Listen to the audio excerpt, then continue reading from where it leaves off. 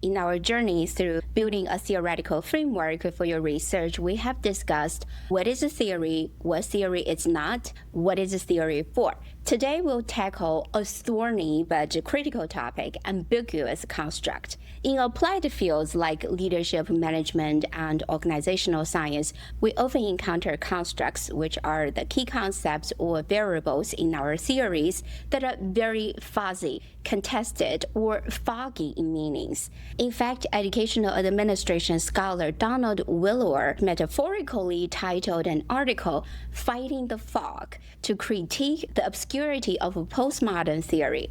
His vivid metaphor captures our challenge. How do we make sense of constructs that lack a clear definition? And why do some scholars leave constructs ambiguous in the first place? In this video, we'll explore the causes of ambiguity, its benefits, its problem, and the implication for your research.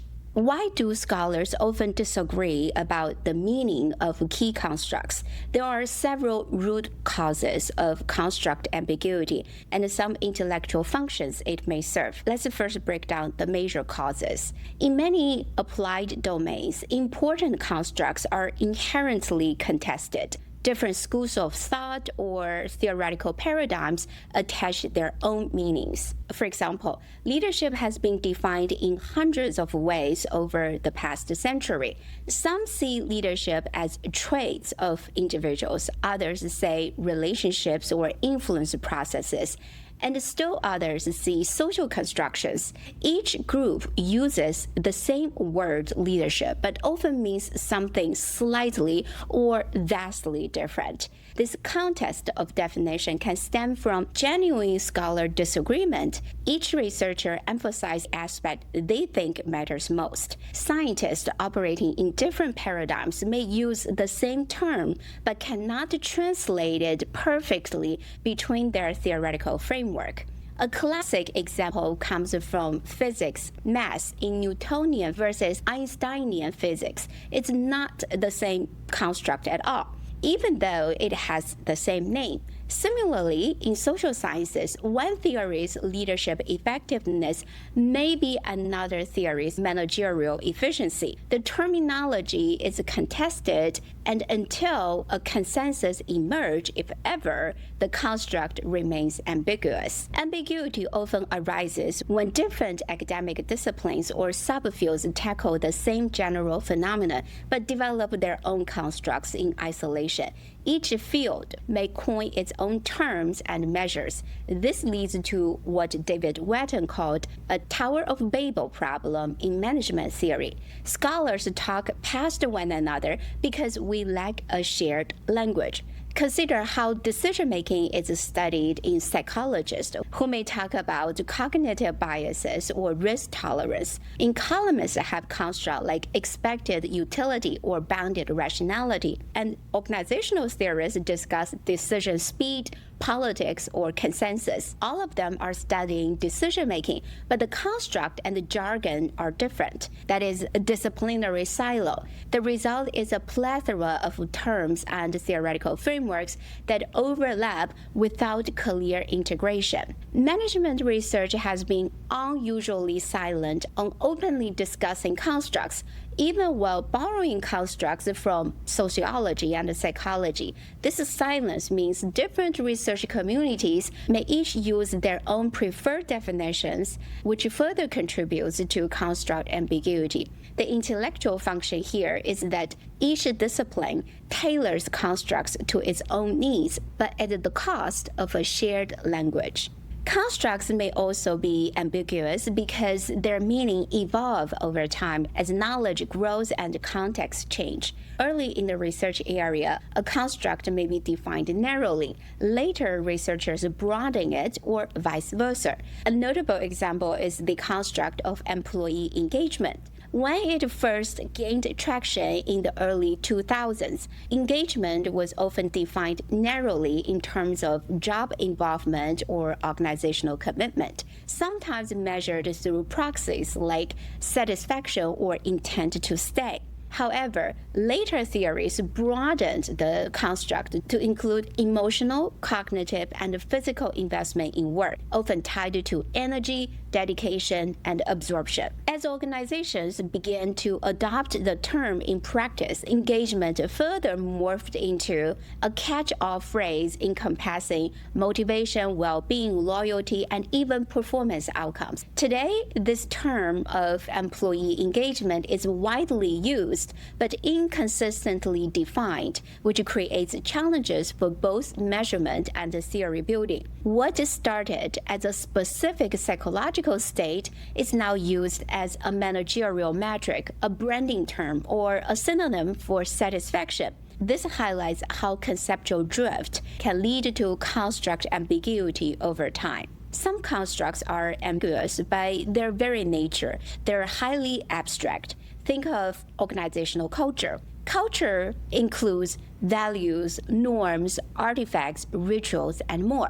Scholars may latch onto different aspects. One measures culture via value surveys, another via observed rituals. They all say culture, but because it's inherently a multidimensional construct, ambiguity arises in what aspect is met. Similarly, leadership can mean individual influence, a role in a hierarchy or emergent group process. Abstract constructs can serve as umbrella constructs. They are the broad categories that cover many sub-constructs. In fact, some ambiguity may be intentionally preserved to keep constructs inclusive. This links to what we will discuss as a benefit, theoretical flexibility, but it certainly contributes to a lack of theoretical clarity. Constructs are not only directly observable, but are defined in terms of observables. Different researchers may choose different observables as proxies, which leads to different implied meanings. We should acknowledge a more cynical cause. Sometimes scholars or practitioners leave a construct ambiguous on purpose. Why would they do that? Possibly to attract a broader audience or avoid alienating potential critics. A consultant promoting leadership excellence may never define it clearly because they want to keep everyone nodding along. Who could object to excellence if you don't specify what it is? In academia, an author may introduce a catchy new term but deliberately keep the definition broad so that many people in different subfields feel it applies to their work. This can help a paper gain traction, but it also sets a trap. Without theoretical clarity, future researchers struggle to build on it cumulatively. We'll revisit this problem later in this video. Strategically, ambiguous constructs can serve as boundary objects, ideas flexible enough to be adapted by different communities and facilitate collaboration without full agreement. A classic example is sustainability in organizational studies. It's a buzzword that unites people from business, ecology, and politics precisely because it's ambiguous. Each can read their own priorities into it. The function here is building coalitions and initiating interdisciplinary dialogue, but at the cost of theoretical precision. All of the causes I just mentioned often interact. A broad abstract construct in a fragmented field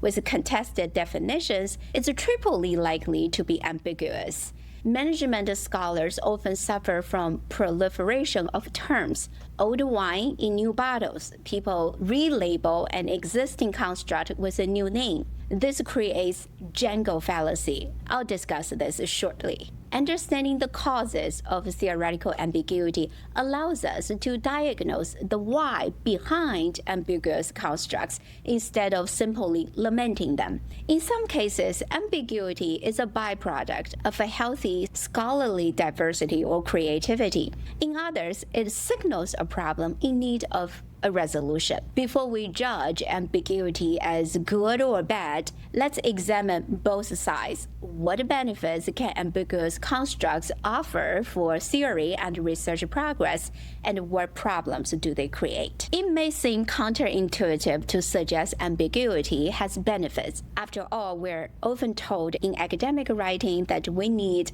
clear definitions and constructs with a high construct clarity. However, history and practice show that ambiguous constructs can play a positive role in research. Let's explore some of those benefits. First, theoretical flexibility and adaptability. Ambiguity gives a construct room to breathe. A loosely defined construct can be adapted to different contexts and new findings without shattering the term. For example, leadership as a construct has survived for centuries precisely because it's flexible and adaptable. Leaders in education, politics, business, community activism all claim this term leadership, even though leadership looks very different in each domain. The theoretical flexibility of an ambiguous construct allows researchers to tweak aspects to fit their own setting. This can spur cumulative insight over time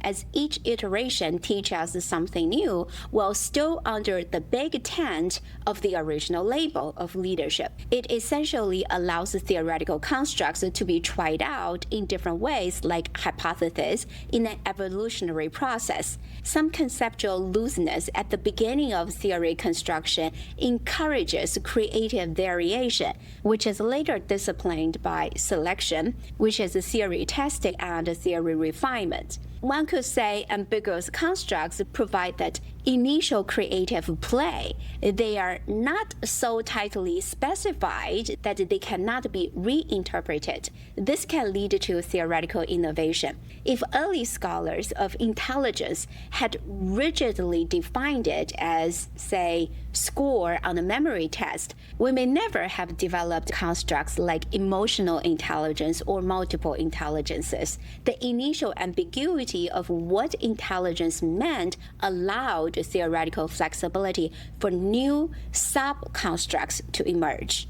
An ambiguous construct can serve as a shared reference point across disciplinary boundaries. I've already mentioned the idea of boundary objects, which means different communities use without exact agreement on definition. Those constructs enable collaboration and dialogue. In leadership studies, terms like transformational leadership become popular, partly because they were broad enough to be discussed by psychologists who focus on charisma and influence, and by management scholars who focus on organizational change. Ambiguity in this sense can be inclusive. It does not lock a construct into one constituency. Another example can be found in the subfield of leadership, which is educational leadership. The term social justice leadership is intentionally somewhat broad.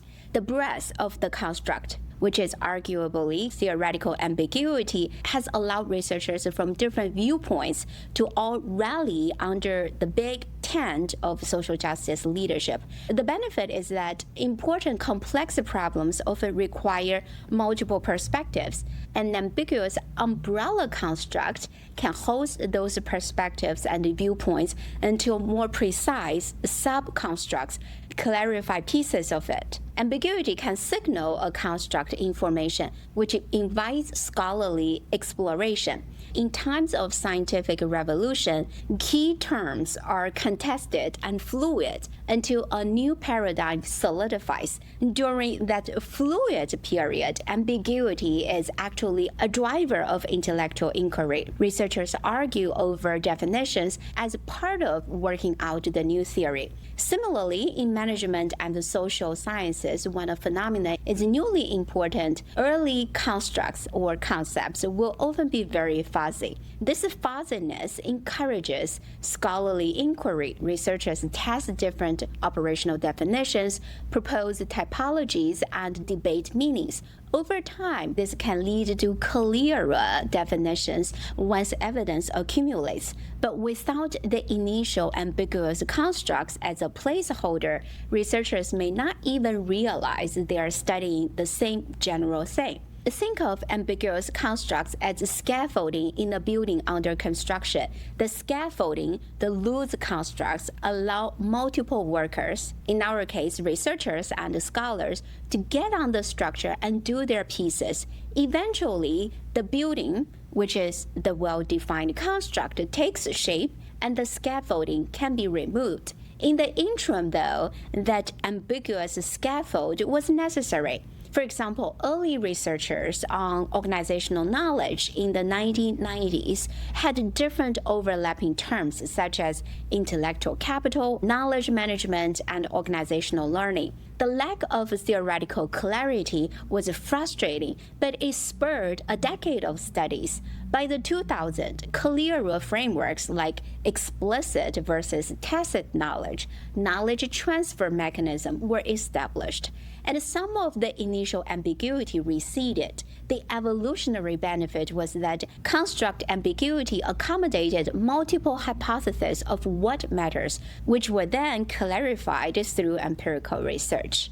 Ambiguous constructs often originate from metaphors which inherently carry multiple meanings. This is the creative role metaphors play in theorizing. A metaphor compresses a complex idea into simple label but leave room for interpretation. Early in theory development, metaphoric constructs can inspire imagination. Consider glass ceiling in leadership and gender studies. Originally a metaphor describing an invisible barrier in women's advancement, it caught on precisely because it was a vivid yet somewhat open construct. What constitutes the glass? The prestige, the structure, the laws, and at what level is the ceiling could be debated. The term ambiguity allowed researchers in sociology, psychology, and business to all investigate it, each bring in new angles. Some look at the bias in promotion decisions, others look at mentoring access, and others look at societal norms. The metaphorical construct of glass ceiling spurred a wealth of empirical work. Over time, the construct became more defined. We now have measures of perceived glass ceiling. Another example is organizational DNA as a metaphor, not a literal construct, but it provoked scholars to think in new ways about organizational routine and culture. The lack of a precise definition initially was what made it provocative. So, construct ambiguity can facilitate innovation, breadth of application, and cross-fertilization of ideas. It allows scholars to temporarily agree to disagree on the fine print while collectively advancing a broader research agenda. It's like a big tent that shelters diverse research until enough evidence is gathered to draw the boundaries.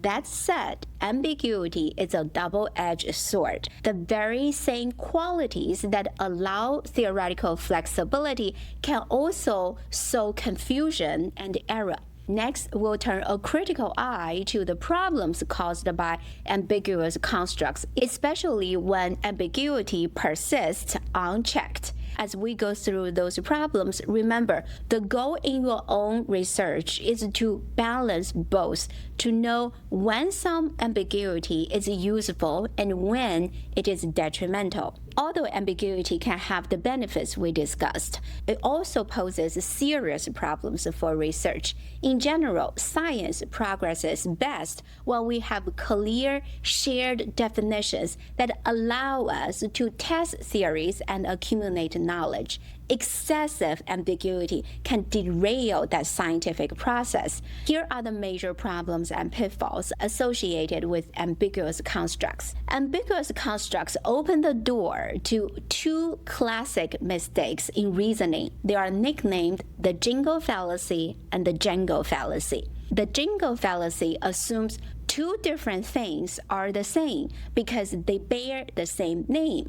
In research, this often happens when a single popular term is used by different researchers to mean different constructs. Everyone jingles the same word, and it creates an illusion of agreement. The term engagement is widely used, but one scholar's engagement may mean behavioral participation, such as time and task. Another scholar's work may mean emotional interest, and the third scholar's work may mean cognitive investment. If we see a finding that engagement improves performance, we may wrongly assume all studies on engagement are talking about the same construct. We fall for the jingle fallacy. It undermines the cumulative knowledge because we may combine or compare studies that are not truly about the same thing. Another example is non-cognitive skill. The broad term lumps together a vast range of skills, traits, strengths, or attributes. So researchers falsely believe they are studying the same thing when they're not. One research team may study grit. Another team may study emotional intelligence under the umbrella of non-cognitive skill. If they all label outcomes as due to non-cognitive skills, then the jingle fallacy would be to treat those skills as identical, when actually grit is not emotional intelligence. Ambiguity is the umbrella term directly causes jingle fallacy. The jangle fallacy is the mirror image, assuming two identical or very similar things are different because they have different names. This often happens as fields proliferate new labels, sometimes for career or novelty reasons. Researchers may develop what is essentially an existing construct, but give it a new catchy name without clarifying its relation to previous constructs. Others then treat it as a brand new variable. This is old wine in new bottles. You put a new label on an old construct and people don't recognize it's the same wine. For example, in leadership, the constructs job satisfaction and morale have been treated as separate in some literatures, but they often overlap almost entirely in their meanings, creating two literature split by terminology wastes effort and models theory. Moreover, different disciplines name the same construct differently. Economists call it a skill, a psychologist call it a trait, an educational researcher call it learning,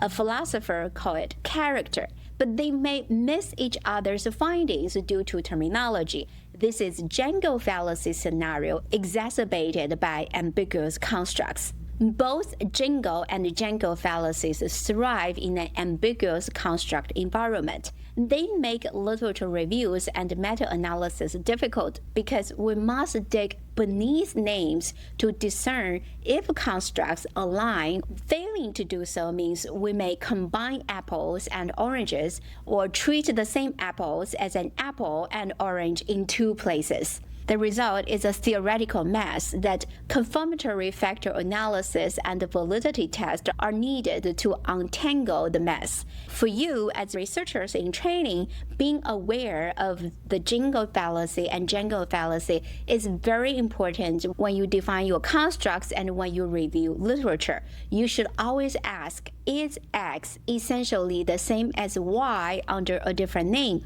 or is X under the same name actually different in another study? Construct ambiguity makes those questions more challenging, but all the more important. Another big problem is when ambiguous constructs lead to poor operationalization. The measures and indicators researchers use do not align with each other or with the purported definition. If a construct is not clearly defined theoretically, different studies may operationalize it in incompatible ways. This undermines the ability to compare results or replicate findings. Consider the construct organizational performance. It sounds straightforward, but without clarity, one researcher may measure it by profit growth, another by employee satisfaction, another by stakeholder ratings. In the subfield of educational leadership, organizational performance could mean student achievement in one study, school climate in another, or teacher retention in a different study.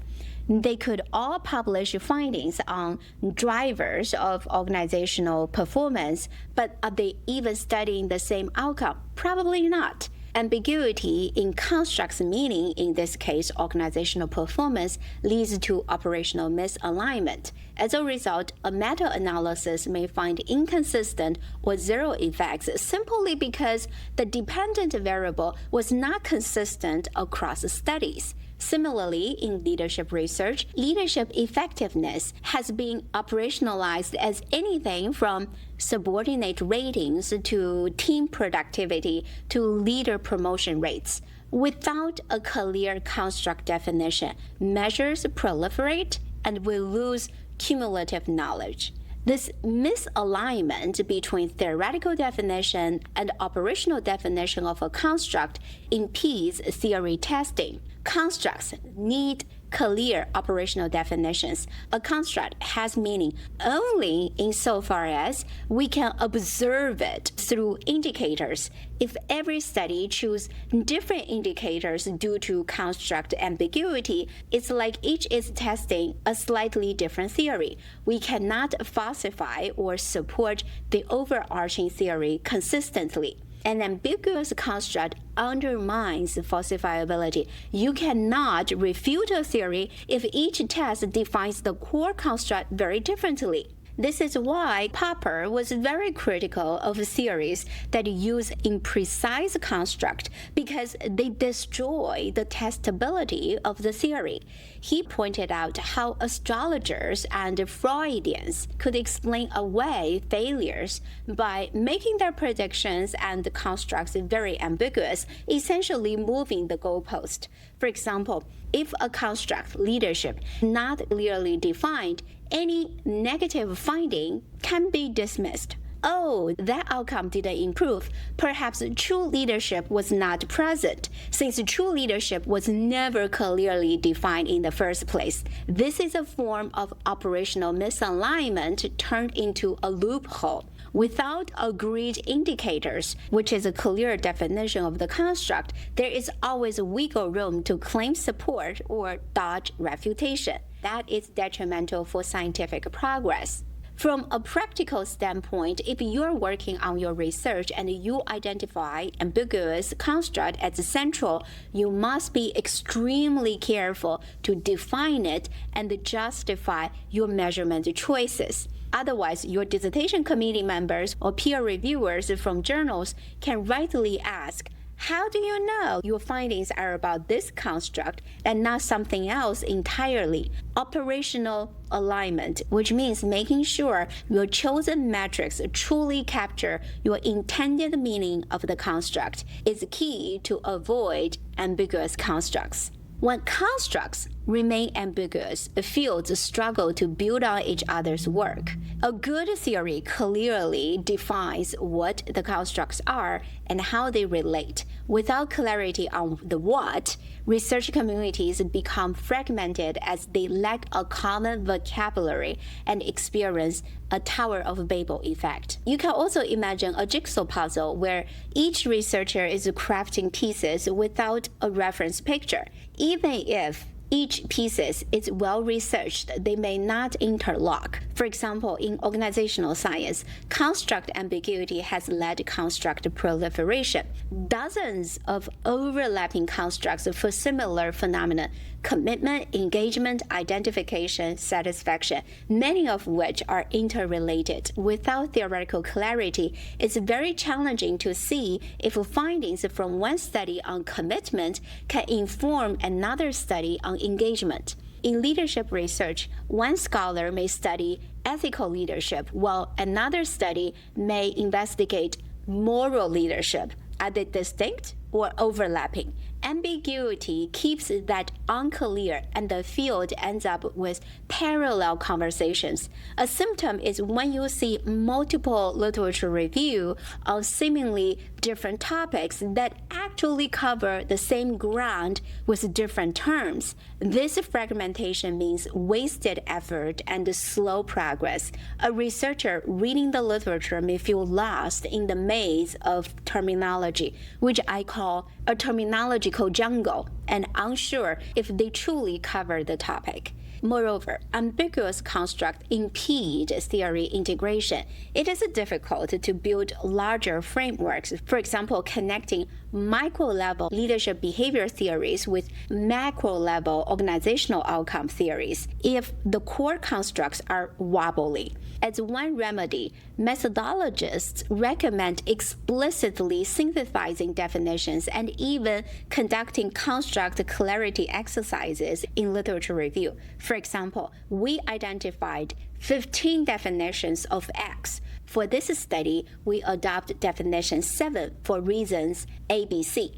Clear constructs facilitates communication and help avoid those boundary issues between sub-communities in the research community. When that does not happen, the field can feel like it's reinventing the wheel repeatedly or like it's stuck because studies cannot directly build on one another. Ambiguity can sometimes be a cover for lack of substance or deliberate obfuscation. This is a harsh critique. Some scholars may hide between fancy but ambiguous construct to give the impression of theoretical depth or novelty when there is none.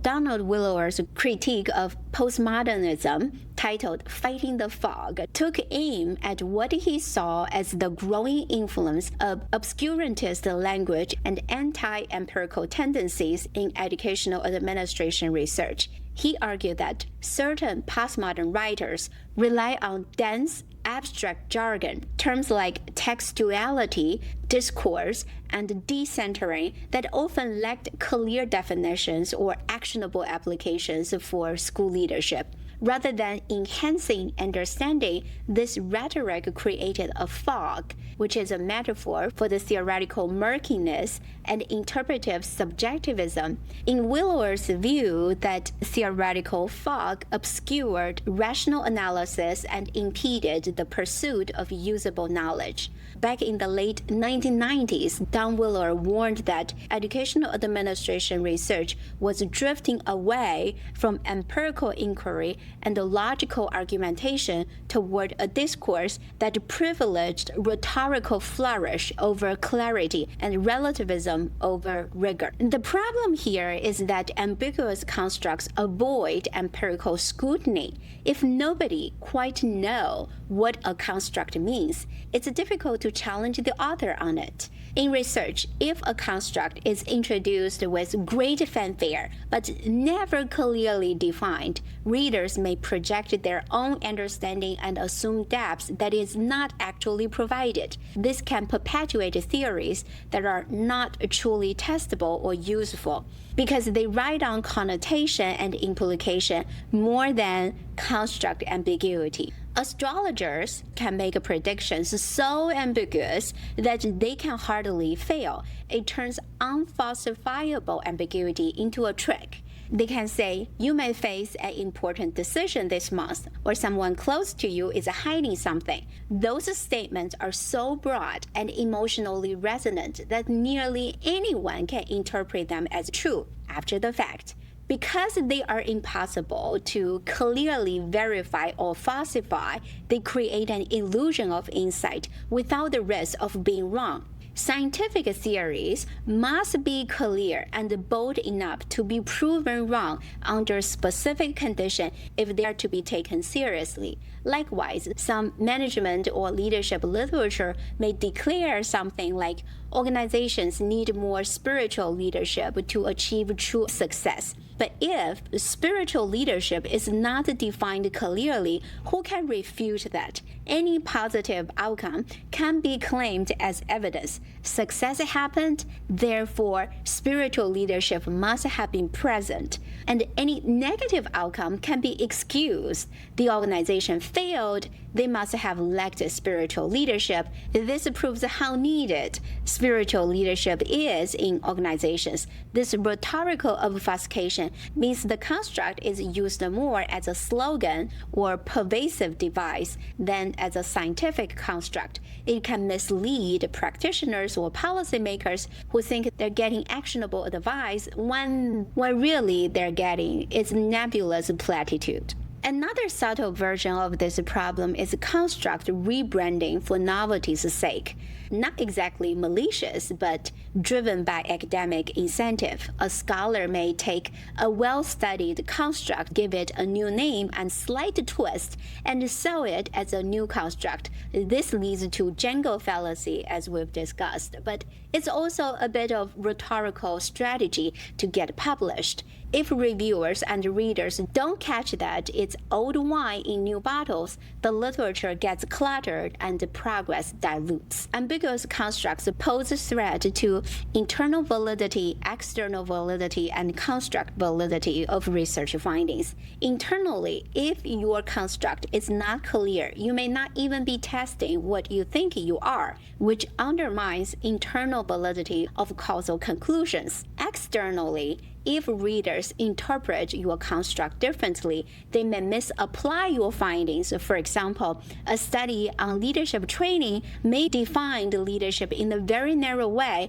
but reader takes it broadly, applies the result inappropriately. Construct validity by definition suffers when ambiguity is high. The alignment between the theoretical construct and the operational measure is questionable. You may inadvertently measure only a part of construct or something adjacent to it. In theoretical terms, ambiguous constructs weaken the precision of relationships among constructs. If X and Y are related in your theory, but both are ambiguous, it's very difficult to pinpoint what a change in X really means and what effect on Y really indicates. Theoretical propositions become very difficult to evaluate. This slows the refinement or refutation of theories, and those theories are very difficult to kill, not because they are true, but because they are too ambiguous stated to fail a test. Strong theories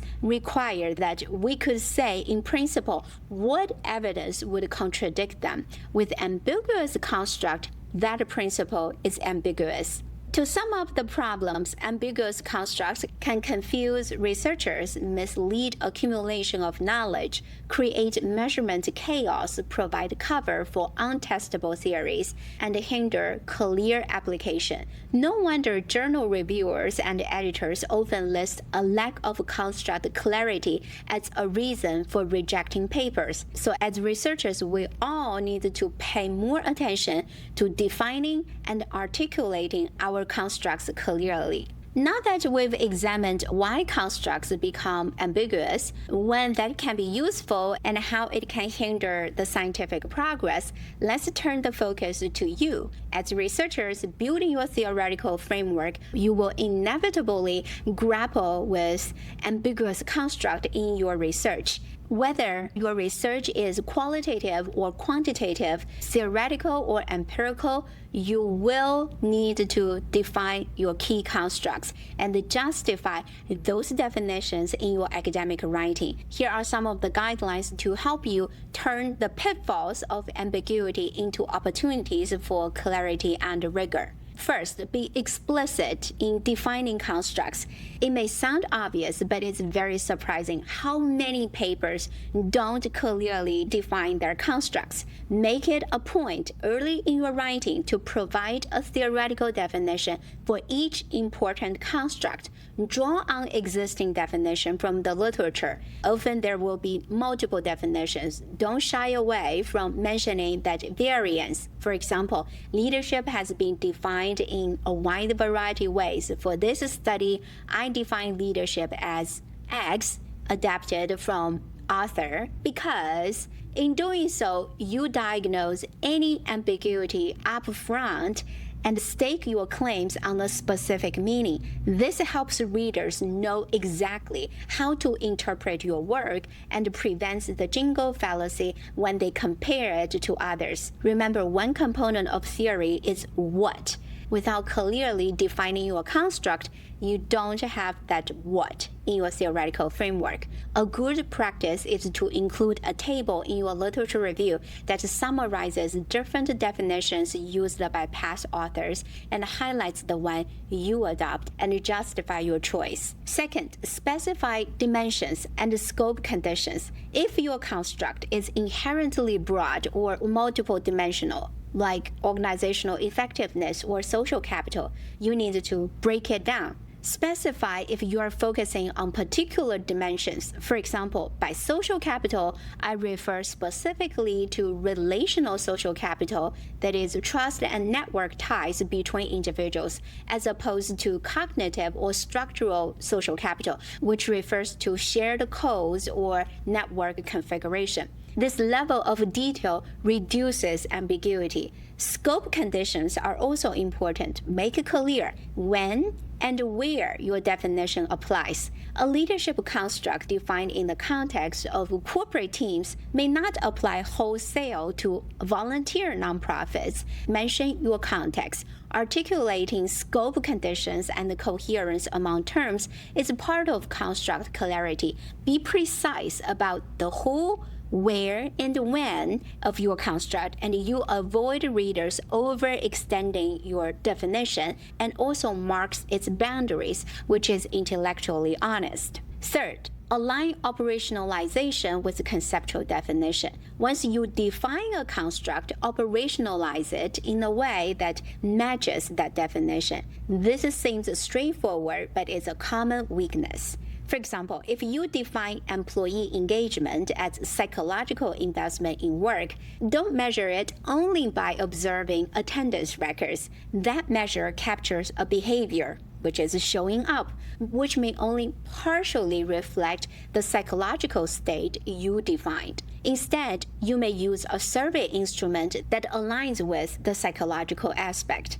You can ask about absorption in work and so on and so forth. If you use multiple indicators, explain how each relates to a definition. Ensure this alignment guards your study's construct validity and immunizes you against the charges of ambiguity or mismatch. It also helps future researchers compare your work properly because they see clearly what aspect of the construct was measured. If you innovate a new measure, be explicit why it captures your defined construct. In short, make the implicit explicit. Don't assume readers will connect the dots between your construct and measures. It is your job to spell it out. Watch out for jingle and jangle fallacies in your literature review. When writing your literature review or related work, be the detective who uncovers jingle and jangle fallacies. If multiple terms are bound, discuss whether they are truly different or not. You may write something like, scholars have used terms X, Y, and Z. Upon examination, X and Y appear to refer to the same underlying capability, which is a jingle fallacy in terminology, whereas Z encapsulate a distinct dimension. This type of writing shows you value construct clarity and set up your own study on solid theoretical ground. If you find that two camps use the same term to mean different things, which is the jingle fallacy, you can highlight that. Notably, resilience in psychology focuses on individual coping traits, but in management, it often means organizational recovery capacity, which is an important distinction often blurred by the shared term. This analysis in your literature review shows that you are not presenting a laundry list of existing literature, which is a common problem in academic writing. But if you strive for clarity, you not only strengthens your grasp of the literature, but also demonstrates your critical thinking. Number 5, use typologies or metaphors deliberately. Leveraging metaphors and typologies can be powerful to clarify ambiguity if used carefully. For example, you are studying organizational change, which is a notoriously ambiguous construct. Rather than letting change drift as an all-purpose label, you could anchor it with a typology such as episodic versus continuous change, or evolutionary or revolutionary change. State explicitly with categories, say episodic revolutionary change precipitated by a crisis. Frame your inquiry and justify why that type is theoretically relevant. You may also invoke a metaphor to prompt intuition. For example, think of organizational change as a fault line in tectonic plates. That image conveys the latent pressure that suddenly releases in a seismic shift. But after stimulating reflection, translate the metaphor into analyzable dimension, the magnitude of structural realignment, the speed of implementation, and the disruption to social networks, so the constructs can be operationalized and tested. Here, the metaphors merely opens the cognitive door. The subsequent typology and measured dimensions do the analytic work. This approach acknowledges the breadth but brings order to it. Metaphors can generate insight, but ensure you eventually translate the metaphor into analytical terms. It's fine to say, think of organizational culture as the organizational DNA to spark thinking, but then specify the components of that DNA, the values, the norms, and the rituals in your organization. Use metaphors as entry point, not your final definitions. Embrace construct clarity as a scholarly value. Construct clarity lies at the heart of theory building. We need to treat defining constructs as a serious scholarly task, not a formality. Providing clarity is a contribution in itself when a construct has been ambiguous in prior work. Sometimes researchers worry, if I define it this way, someone else may disagree. That's okay. Take a stand and defend it. It's better to have a clearly stated definition that others can debate and test than to have a mushy definition trying to please all camps but satisfying none. Also, don't be afraid to discuss limitations of your definition. For example, we define employee engagement in X way for this study. This excludes certain aspects like online engagement, which we acknowledge but leave for future research. Paradoxically, being transparent about what you are not covering with your construct can bolster the credibility of what you are covering. Learn from canonical sources. As you frame your constructs, remember the wisdom offered by other scholars. A theory is essentially a system of well-defined constructs and their relationships. Construct may be defined as terms which, though not observational either directly or indirectly, can be defined on the basis of observables. This means your job is to bridge that abstract to observable gap. Theoretical clarity is tied to testability of theories. Ask yourself, if my construct were defined differently, would my hypothesis or conclusion change? And can someone prove me wrong given my definition? If the answer to the latter is barely, because my construct could flex to accommodate any outcome, then you likely need to clarify your definitions. If the field has multiple paradigms, you may even preempt confusion by stating this study adopts a positivist or interpretivist paradigm, and accordingly, the construct is viewed as X, Y, and Z, since different paradigms may use different definitions. Next steps, linking constructs to each other. Finally, as I conclude this video, consider that defining individual construct is only part of theory building. Once you clarify your constructs, the next challenge is examining the relationships among those constructs. In other words, how they interplay as causes, mediators, and moderators, and what underlying mechanisms link them. That will be the focus of my next video. relationships among constructs and mechanisms. We'll explore how to go from defining isolated constructs to weaving them into a coherent explanatory model. Construct clarity is foundational for that. You can't effectively relate blurry, ambiguous constructs. So view today's efforts as setting the stage for building your theoretical framework. Apply what we've discussed to your own research proposal or manuscript. Take one key construct and do the following. First, write down at least 2 to 3 published definitions of that construct.